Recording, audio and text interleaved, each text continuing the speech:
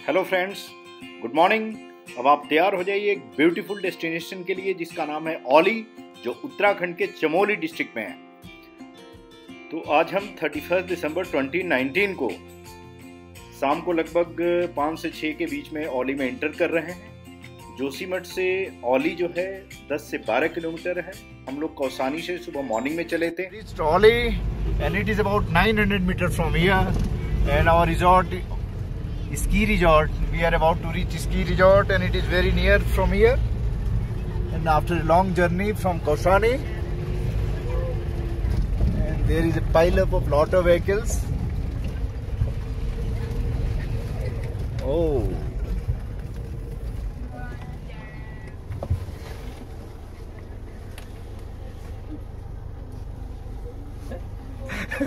Yeah, having fun. yes बच्चों, अब तो 500 मीटर है, अब तो उतर के ही चलो तुम लोग। 500 मीटर। तो फ्रेंड्स, अब हम लोग रिजॉर्ट में पहुंच गए हैं। ये GMBN है, इसको स्की रिजॉर्ट बोलते हैं या GMBN टूरिस्ट बंगला भी आप कह सकते हैं। ये बेसिकली जो ITBP का कैंप है, ITBP के कैंप के जस्ट बगल में है। ये GMBN की प्रॉपर्टी है, गढ़वाल विकास निगम लिमिटेड की। अगर हम औली में बात करें तो GMBN की 2 प्रॉपर्टीज हैं, एक ये है और दूसरी प्रॉपर्टी नंदा देवी है। नंदा देवी बहुत ही ब्यूटीफुल लोकेशन में है, जो मैं आपको आगे बाद में दिखाऊंगा। नंदा देवी बिल्कुल स्नो के बीच में है और इसके बगल में भी स्नो है हालांकि। अच्छा, औली के बारे में एक बार आपको बता दूं, जब भी आप औली आए अपना होटल बुक करके आए, और यहाँ बहुत ही गिने चुने होटल है, बहुत ज़्यादा आपके पास ऑप्शन नहीं है, तो बेस्ट है आपके लिए GMBN। इनके रूम रेंट बहुत अच्छे हैं और accommodation facility, food quality is very very very very good. इसके अंदर बार भी है जो आप इंजॉय कर सकते हैं। अच्छा फ्रेंड्स, एक बात बताऊं आपको, जोशीमठ से औली आने के बेस्ट तरीके जो हैं वो रोपवे है, क्योंकि अगर आप स्नोफॉल के सीजन में आ रहे हैं तो रोपवे आपके लिए बेस्ट है। आप रोड से भी आ सकते हैं। रोड के लिए आपको जोशीमठ में टैक्सी मिल जाएगी जो आपको जो GMBN का रिजॉर्ट है उसके जस्ट बगल में ड्रॉप करती है, या फिर अपनी गाड़ी से भी आ सकते हैं, लगभग 1 घंटे लगेंगे।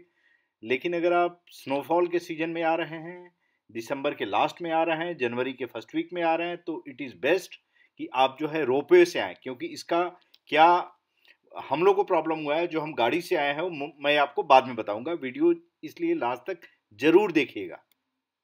और ये हम लोग स्नो में एंजॉय करते हुए, ये हमारे रिजॉर्ट के जस्ट बगल में ही है, क्योंकि रिजॉर्ट से बहुत ज़्यादा दूर जाने की ज़रूरत नहीं है। अगर औली के टॉप पॉइंट पर आपको जाना है तो उसके लिए आप चेयर लिफ्ट लेके औली के टॉप पॉइंट पर जा सकते हैं, जो हमारे रिजॉर्ट से जस्ट ऊपर ही चेयर लिफ्ट मिलता है। प्रांजल चलो, you can do. Pranjal you can do. तो फ्रेंड्स, इस रिजॉर्ट के आसपास आपको काफ़ी सारा स्नो मिलता है जिसमें आप खेल सकते हैं, और आपको ढेर सारी अगर स्पोर्ट्स एक्टिविटी करनी है तो आप ऊपर जा सकते हैं। ऊपर जाने के लिए आपको चेयर लिफ्ट मिलेगा, जो हमारे स्की रिजॉर्ट से टावर नंबर 8 के लिए जाता है, और उसका किराया लगभग 300 रुपये होता है। और ऊपर जाने के बाद आप स्कीइंग का मज़ा ले सकते हैं, और वहाँ पे और भी कई सारे गेम्स वगैरह प्लान कर सकते हैं और देख सकते हैं और खेल सकते हैं।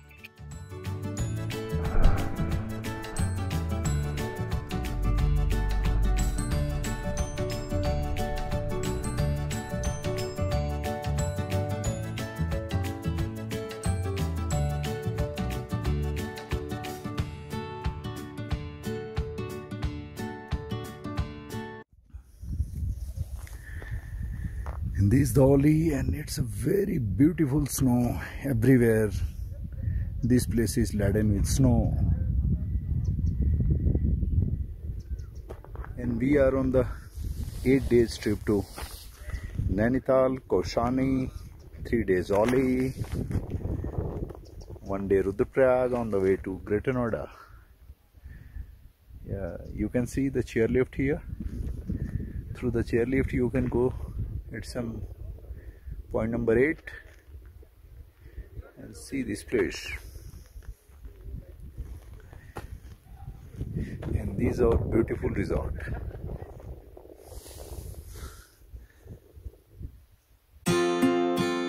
दोस्तों आपको एक रोपवे के बारे में बता देता हूँ जो जोशीमठ से औली के लिए one of the best connectivity रहती है। इस रोपवे की खास बात है कि ये भारत का सबसे लंबा रोपवे है। ये लगभग 1000 मीटर हम ऊपर चढ़ते हैं जोशीमठ से औली। ये लगभग 4.25 किलोमीटर लंबा रोपवे है और कुल 22 मिनट लगते हैं हमें जोशीमठ से औली टावर नंबर 10 तक जाने में। और अगर आपको स्की रिजॉर्ट जाना है तो टावर नंबर 8 तक आप जाएंगे और फिर टावर नंबर 8 से आप चेयर लिफ्ट लेंगे जिससे आप स्की रिजॉर्ट चले जाते हैं। ये जो आप लोग ऊपर देख रहे हैं इसमें जो है बेसिकली चेयर लिफ्ट है और ये चेयर लिफ्ट जो है GMBN स्की रिजॉर्ट को 8 जो सामने दिख रहा है टावर नंबर 8 है, ये टावर नंबर 8 के पास जाते हैं। टावर नंबर 8 वहाँ का लगभग टॉप मोस्ट पॉइंट है। वहाँ पे जाके आप स्कीइंग कर सकते हैं। स्कीइंग के अलावा आप जो ट्यूब है उसका एंजॉयमेंट ले सकते हैं। उसके अलावा बेसिकली टॉप मोस्ट पॉइंट होने की वजह से एक बहुत ही सुंदर और ब्यूटीफुल नज़ारा दिखता है। साथ में नंदा देवी का आप दर्शन कर सकते हैं। नंदा देवी बिल्कुल सामने ही दिखता है वहाँ से। मैं आप लोग को बोलूँगा कि अगर आप औली गए हैं तो एक बार अगर आपने रोपवे नहीं लिया है तो एटलीस्ट चेयर लिफ्ट लेकर टावर नंबर 8 पे जरूर जाएं, क्योंकि टावर नंबर 8 पे जाने के बाद आपको एक औली में जो औली लेक है वो भी देख सकते हैं। स्कीइंग है, डिफरेंट टाइप की एक्टिविटीज़ है, नंदा देवी का देखना हुआ या पूरा ऊपर से आप औली का व्यू ले सकते हैं। अच्छा फ्रेंड्स, एक चीज़ बताऊँ आपको, जब भी आप पहाड़ों पे आते हैं तो आपके शूज़ जो आप शूज़ लेके आते हैं शूज़ बहुत अच्छा होना चाहिए। उसके नीचे स्पाइक्स हो तो बेटर है, अदरवाइज आप क्रैम्पॉन ले सकते हैं, क्योंकि जब भी ब्लैक आइस हो या किसी भी तरह का स्नो हो तो उस पर चलने में आपको कोई प्रॉब्लम नहीं होती अगर आपके पास क्रैम्पॉन है। और गेटर है तो और बेटर हो जाएगा। See here, I am making video and this is the ropeway and we are feeling ultimate experience. Woo! यहाँ थोड़ा आ रहा है तो थोड़ा सा दे रहा।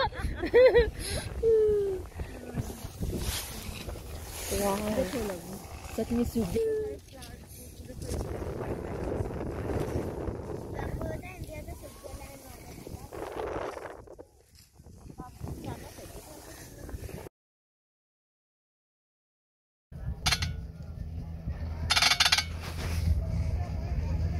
इतने सकते हैं लोग।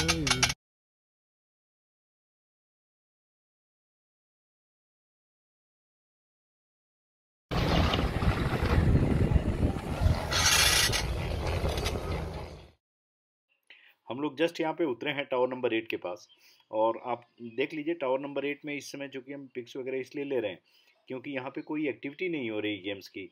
स्कीइंग भी नहीं हो रहा है क्योंकि मौसम बिगड़ गया है, स्नोफॉल होने की संभावना है। यहाँ से हमारे जस्ट पीछे अगर आप देखिए तो ये नंदा देवी पर्वत श्रृंखला है। तो इस पे अगर इस समय मौसम ख़राब नहीं होता तो हम आपको दिखाते। और ये हमारा नंदा देवी का इको टूरिस्ट रिजॉर्ट है, ये GMBN द्वारा मेंटेन्ड है और वन ऑफ द बेस्ट है। यहाँ आने के लिए आपको आइदर चेयर लिफ्ट से या रोपवे से आना पड़ेगा। ये आपका आर्टिफिशियल लेक है औली का और बहुत ही प्यारा आर्टिफिशियल लेक। इस लेक का इस्तेमाल आप देख सकते हैं, इस समय स्नोफॉल भी स्टार्ट हो गई थी और हम लोग खूब स्नोफॉल में एंजॉय किए। और इस आर्टिफिशियल लेक का इस्तेमाल विंटर में जब स्नो कम पड़े तो इसके अंदर से स्नो निकाल के हम ट्रैकिंग वगैरह की जो स्कीइंग होता है उसके लिए इस्तेमाल करते हैं।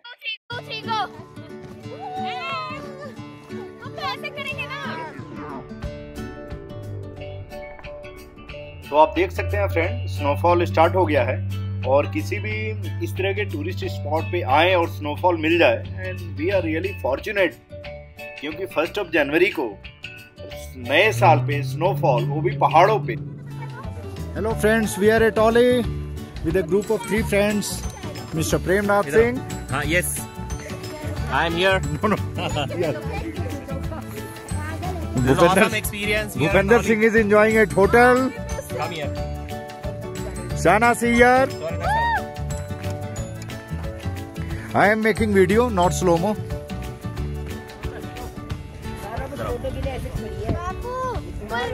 प्रांजल, शेयर, थोड़ा चेहरा हटाओ।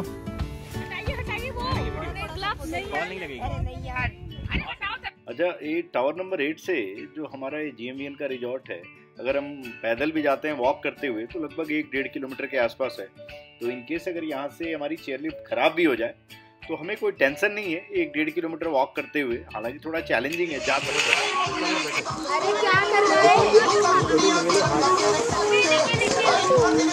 प्रांजल, सी या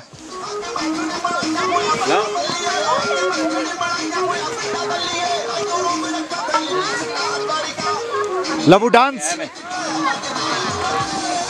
प्रेम जी डांस, बाला डांस।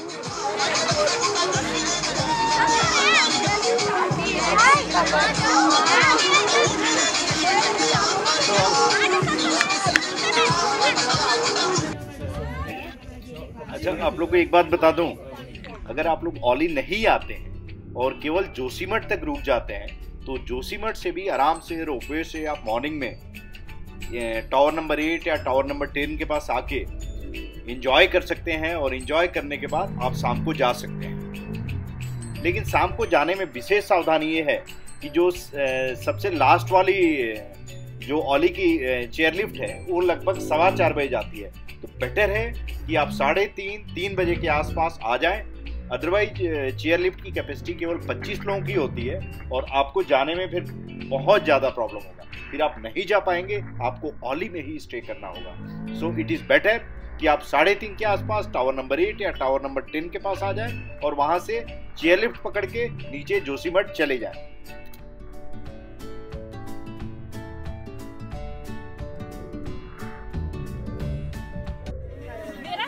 अगर आप पहाड़ पे आए हैं और मैगी नहीं खाए तो फिर आपने बहुत मिस किया है।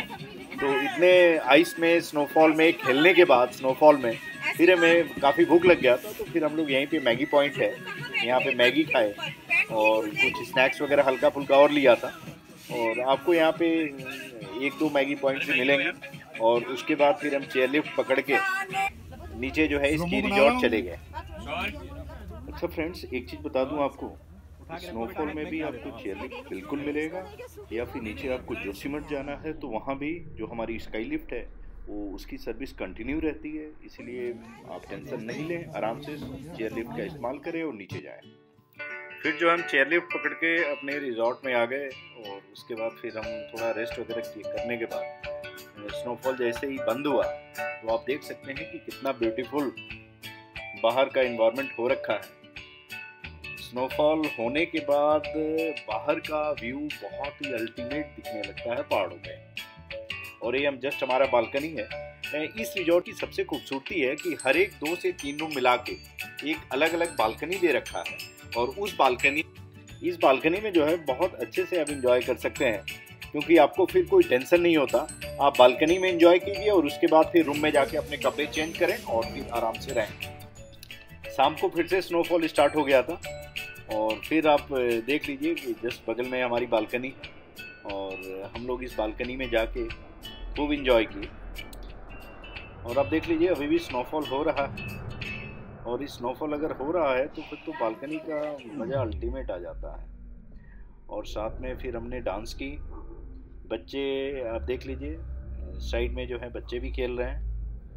और अच्छा, एक चीज़ बताऊँ आपको इस रिजॉर्ट के बारे में, GMVN का, कभी कभी जो है यहाँ सप्लाई ठप हो जाती है, कभी कभी बिजली यहाँ ठप हो जाती है, जिसकी वजह से आपको उस समय अगर गर्म पानी ना मिले, हीटर ना मिले, ब्लोअर ना चले तो फिर आपके लिए डिफ़िकल्ट हो जाएगा।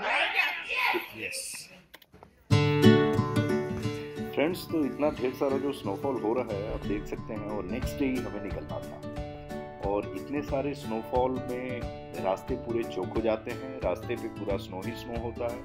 तो नीचे 10 किलोमीटर जोशीमठ जाना हमारे लिए बहुत ही टफ होने वाला है, क्योंकि नेक्स्ट डे कोई भी गाड़ी वाले तैयार नहीं होंगे नीचे जाने के लिए। और हमारी गाड़ी हमें ड्रॉप करके नीचे जोशीमठ चली गई थी। तो हमारे पास आप देख लीजिए स्नो वगैरह सारा, अब इसमें काफ़ी डिफ़िकल्ट होगा, कोई भी गाड़ी मतलब यहाँ से नीचे जाने के लिए तैयार नहीं है। क्योंकि स्नोफॉल होने के बाद जब स्नोफॉल बंद हो जाता है तो जो स्नो का लेयर है वो एक एज ए ब्लैक आइस की तरह काम करता है और उस पर गाड़ी बहुत तेज नहीं चलता है। तो आपसे अनुरोध है कि जब भी आप औली या जोशीमठ आए, अगर स्नो के सीजन में आ रहे हैं तो गाड़ी बिल्कुल भी लेके ऊपर ना आए, गाड़ी आप जोशीमठ में रखें और वहाँ से रोपवे से आए। फ्रेंड्स, ये हमारा लास्ट डे है ओली में और सुबह मॉर्निंग में बहुत ही प्यारी धूप खिली हुई है और अब हम जाने की प्लानिंग कर रहे हैं। और जाने में सबसे बड़ी डिफ़िकल्टी है कि हमें कोई भी गाड़ी यहाँ से नीचे ड्रॉप करने के लिए जोशीमठ जाने के लिए नहीं मिलेगी। तो हमारे लिए बेटर ऑप्शन है चेयर लिफ्ट लेना और चेयर लिफ्ट लेके जो उसके बाद टावर नंबर 8 पे जाना और टावर नंबर 8 से स्काई लिफ्ट लेना। हमने देखिए बिल्कुल नंदा देवी है, नंदा देवी, मन्ना पर्वत, दोनागिरी ये अगल बगल ही हैं और सबसे जो ऊंची चोटी है जिसकी ऊंचाई लगभग 7,800 मीटर के आसपास है, ये नंदा देवी पर्वत है। और ये आपको टावर नंबर 8 के पास, जैसे हम कल गए थे टावर नंबर 8 पे, ये नंदा देवी बिल्कुल आपको बैक में दिखेगा। अच्छा फ्रेंड्स, अगर आप ट्रैकिंग करना चाहते हैं तो एक कुआरी पास का ट्रैक है जो आपको सितंबर या अक्टूबर में आपको मिलता है।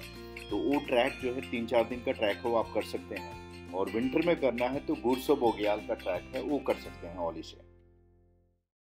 अच्छा फ्रेंड्स, आप देखिए चूंकि कल स्नोफॉल हुआ था, स्नोफॉल के बाद इतनी सारी स्नो रहती है कि स्कीइंग का बहुत ज़बरदस्त मज़ा आता है। तो ये ढेर सारे स्कीयर्स इस समय स्कीइंग का आनंद लेते हुए। अच्छा एक चीज़ बताऊँ आपको, ये जो GMVN है, ये GMVN बेसिकली 2 वीक का एक स्कीइंग का कोर्स भी कराती है, सर्टिफिकेट कोर्स कराती है, जिसमें आपको 2 वीक्स वहीं रहना है और स्कीइंग का कोर्स करना है। उसके अलावा और भी कई सारी छोटी छोटी एजेंसीज़ हैं जो आपको नॉन सर्टिफाइड कोर्स कराती हैं, जिसमें आपको 1 सप्ताह से 10 दिन तक रह सकते हैं या कई बार 4-5 दिन का भी कोर्स होता है स्कीइंग का। और सेम डे करना है स्कीइंग आपको तो अलग अलग चार्जेज हैं, 500 रुपये से लेके 1000 के बीच में आप सेम डे स्कीइंग का एंजॉयमेंट ले सकते हैं।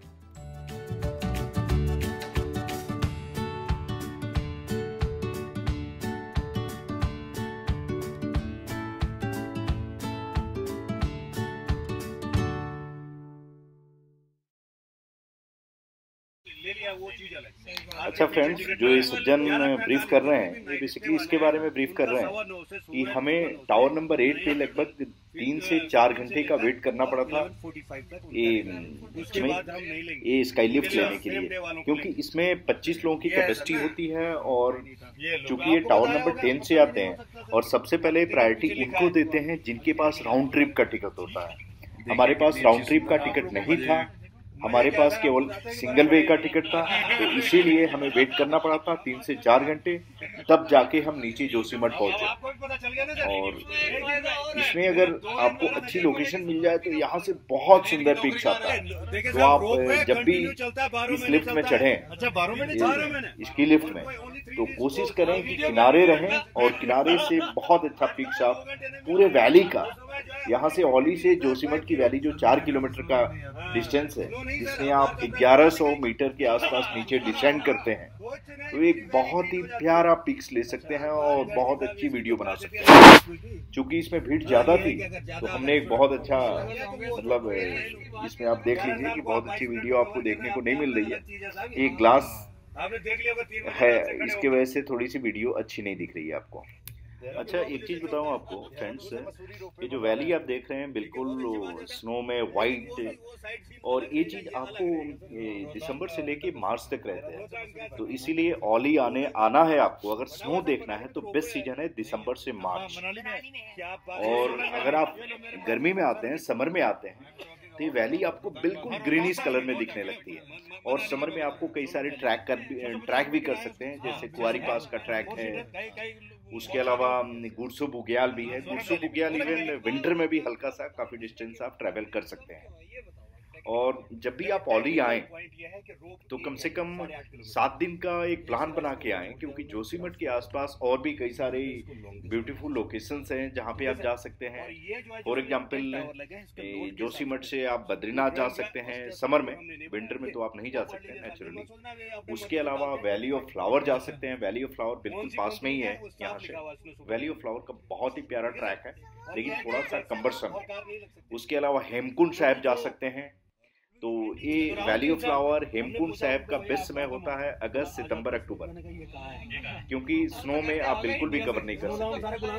तो अगर आपको valley of flower, Hemkund Sahib, Badrinath और ओली बिना स्नो के देखने हैं तो आप बिल्कुल सितंबर, अक्टूबर का इस्तेमाल करें। ये दोनों बेस्ट मंथ होते हैं। अगर केवल स्नो देखना है तो फिर तो औली में स्नो देखने के लिए दिसंबर से लेके मार्च इज द बेस्ट सीजन। और आप देख लीजिए, अब हम काफी करीब आ गए जोशीमठ के नीचे, और यहाँ से हम लोग को रुद्रप्रयाग जाना है। और शाम को लगभग 4 बजे के आसपास हम नीचे पहुंचे हैं, और यहाँ से हम रुद्रप्रयाग के लिए अपनी गाड़ी से बैठ के आगे फिर रुद्रप्रयाग चले गए। उसके बारे में मैं आपको बाद में बताऊंगा। तो फ्रेंड्स, मेरे चैनल को जरूर सब्सक्राइब करें, लाइक करें और कमेंट जरूर दें नीचे।